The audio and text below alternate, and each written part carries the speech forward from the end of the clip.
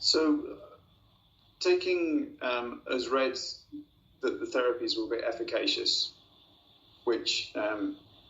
is very much the domain of those that are developing these therapies. What I would like to see is an efficacious therapy that is easy to deliver to the healthcare professional that needs to provide this to the patient. So what we're seeing as we now begin to try and deliver cell therapies at scale, and that's referencing efforts around CAR-T, is there are tremendous challenges to enabling the healthcare systems across the globe to accept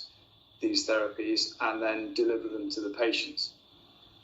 So they need to be easy to use, or certainly usable in the clinical environment through a hospital by staff that are pressed for time, facilities that are pressed for cash, and those staff,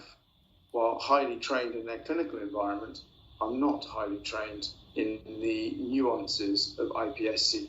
cell therapies, cell growth, or indeed the mechanisms by which they work. So they have to be usable to that community.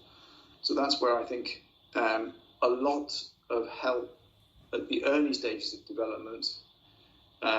with a small amount of effort with that in mind, can make a big difference in the final delivery of the product and therefore the success of the product. If a product is impossible to deliver, even if it's the most efficacious in the world, it will not get delivered to patients.